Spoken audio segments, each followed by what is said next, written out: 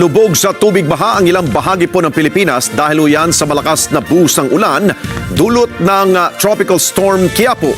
Ilang mga bahay at tulay ang nawasak habang tuloy naman ang ginagawang rescue operation ng otoridad sa mga residenteng natrap sa baha. Vin Pascua sa balita.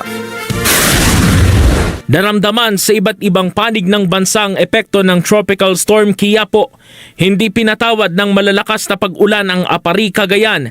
Dahil rito, ilang lugar sa probinsya ang nakaranas ng pagbaha. Ang mga estudyante naman ng Cagayan State University, sinuong ang ulan.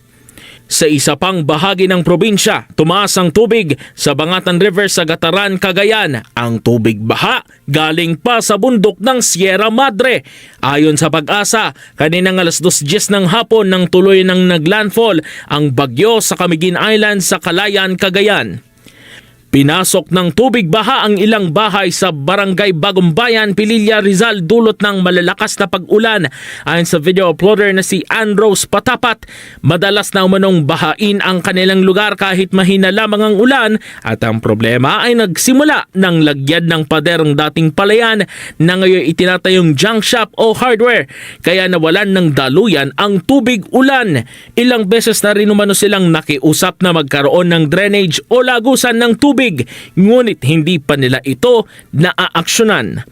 Sa Glan, Sarangani, winasak ng mga pagbaha at pag-ulan ng Aquino Bridge. Naging kulay putik ang kalsada bunsod ng mga naranasang pag-ulan dulot ng bagyo.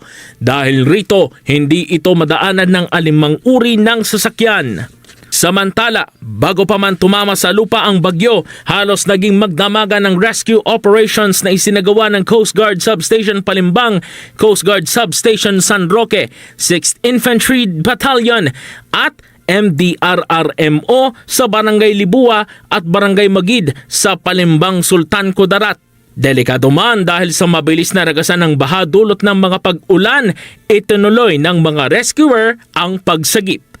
Vin Pascua para sa mata ng Agila, Batatag, Batapang, Batapa.